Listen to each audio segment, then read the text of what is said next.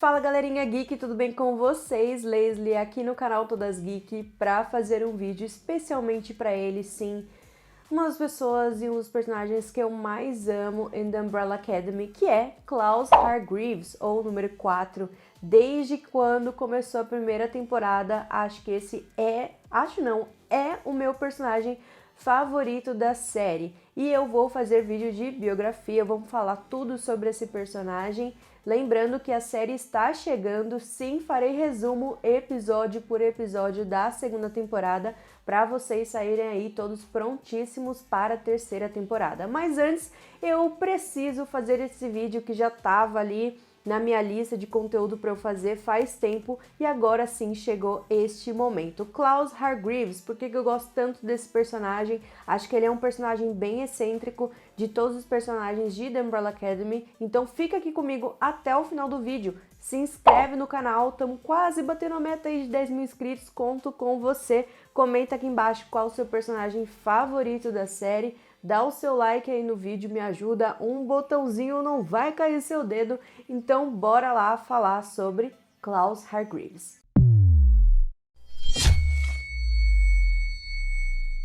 Primeiramente, como já falei na introdução deste vídeo, este personagem é um personagem bem excêntrico. Por que eu gosto muito dele? Porque ao mesmo tempo que ele tem aquela cara de, ninguém liga pra ele é uma pessoa um pouco excluída no começo, mas ele tem funções muito importantes, apesar dele ser sempre um grande alívio cômico na série, e eu acho isso muito bom, porque todo personagem tem que ter esse alívio cômico, e geralmente eu não sou uma das pessoas que gosta muito dos personagens de alívio cômico, mas Klaus Hargreaves é a minha exceção aqui em The Umbrella Academy. Lembrando que a história é uma história de fantasia, todos os filhos do Hargreaves têm poderes e todos são intitulados com um número. Então tem o número 1, número 2, número 3, nananana. E eu estou falando especificamente do número 4, que é o Klaus.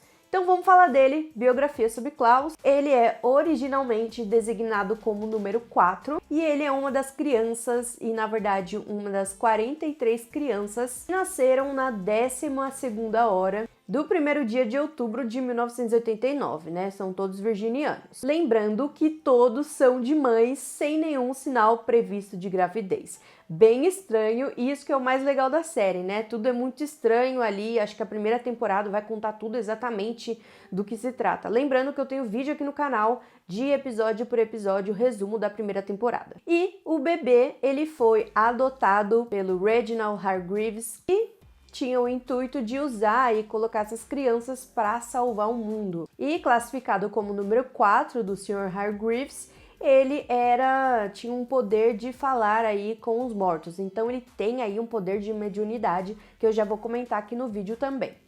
Klaus, ele foi transportado para Dallas em 1960, isso quando o número 5, ele conseguiu evitar o apocalipse. Ele se tornou líder de um culto espiritual, que inclusive acho que, nossa, é maravilhoso, ele sempre nesses enredos assim mais cômicos, traz uma coisa muito legal para o personagem, inclusive para a série também. E, apesar de tudo isso, ele lutou cada vez mais com os seus demônios interiores, né? Porque ele tem essa questão do poder mediúnico, mas ao mesmo tempo ele também sofre bastante, né? Nós temos aí um personagem que também tem os seus lados aí difíceis de lidar. Então ele e o Ben lutaram em relação ao seu relacionamento, mas eles começaram a experimentar mais coisas aí durante todos esses episódios na série. Eu acho muito legal porque ele é o único que tem essa comunicação com o Ben, que era uma das pessoas assim bem misteriosas durante a série. Lembrando que o Klaus é interpretado pelo ator Robert Sheehan na série de Umbrella Academy, que é produzida pela Netflix. Mesmo que ele seja aí adotado pelo pai, que ele foi adotado pelo pai, ele teve seus certos problemas aos 13 anos, quando ele começou a usar drogas. Isso foi a partir do momento em que ele começou a reprimir os seus poderes, depois que ele foi trancado quando ele foi criança. Isso foi quando ele tinha 8 anos, né, quando ele teve esse problema. Com 13 ele começou a usar drogas, mas não se sabe quantos anos ele tinha exatamente, mas na verdade ele sofreu abusos na sua infância. Vamos da personalidade, que é um dos pontos que eu mais gosto sobre este personagem.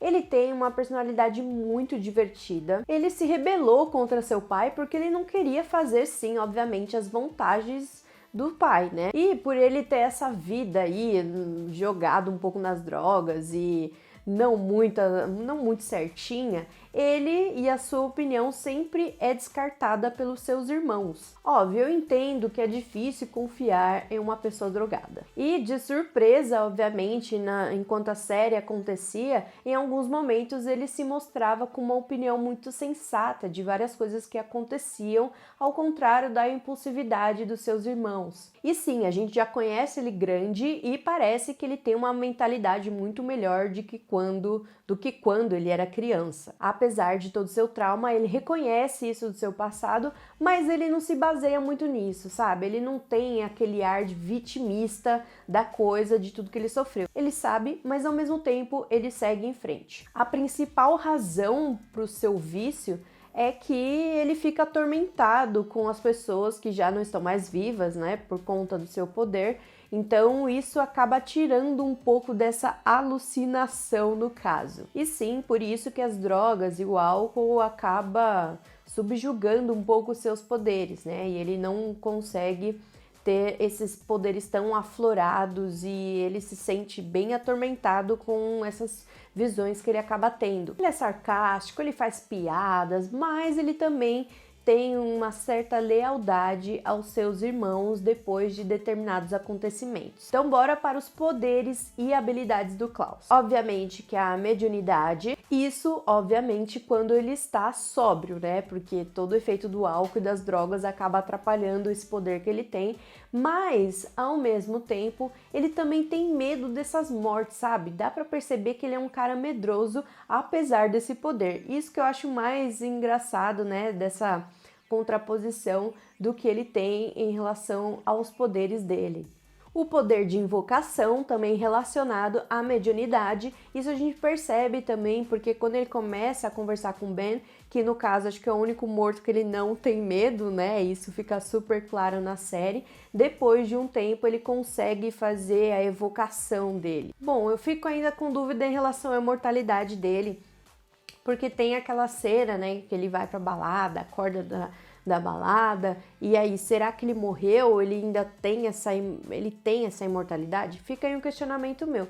Eu ainda fico estranha em relação a esse tipo de poder e habilidade dele. Mas ele também tem uma habilidade que ele é um combatente bem habilidoso. Apesar disso, eu acredito que dentre os irmãos ele é ainda um dos mais fracos fisicamente. Bora então para as diferenças entre ele na série e ele nos quadrinhos. Na série, como eu já falei, ele tem evocação, ele tem mediunidade e também tem imortalidade. Mas nos quadrinhos ele tem evocação, mediunidade, telecinese e uma limitada telepatia. A aparência do Klaus é um pouquinho diferente em relação à série e nos quadrinhos. Um tem um olho claro, outro tem um olho escuro, um cabelo grande, outro cabelo curto.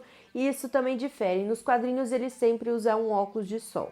Bora então para as curiosidades para a gente terminar aqui este vídeo falando sobre esse maravilhoso Klaus. Os fãs também concordam que o Klaus ele tem uma certa semelhança entre The Phantom Stranger da DC e também com o Doutor Estranho da Marvel. Aí vem a semelhança entre Klaus e Doutor Estranho. Os dois têm poderes enraizados aí nos poderes místicos e nós temos diferença também, obviamente. Enquanto o Doutor Estranho ele é mais centrado aí na posição científica e o Klaus ele tem um jeito mais excêntrico. Semelhança entre Klaus e Phantom Stranger. Os dois mostram que essa habilidade aí em relação à mediunidade, aos mortos, levam uma psique um pouco fragilizada, causando também uma vulnerabilidade para a possessão. E a diferença dos dois, o Phantom sabe o quão poderoso que ele é e o Klaus, ele sempre é uma bagunça, né? Às vezes ele se acha total confiante e às vezes não. Por fim, pessoal, eu espero que vocês tenham gostado desse vídeo. Comenta aqui qual personagem você quer que eu faça aí um vídeo especial sobre ele. pode ser de The Umbrella Academy, pode ser de outros personagens também. Espero que vocês tenham gostado, se inscreve no meu canal, dá o seu like no vídeo, comenta aqui embaixo e lembrando o vídeo aqui no canal de segunda a sexta, espero vocês no próximo vídeo. Um beijo, tchau!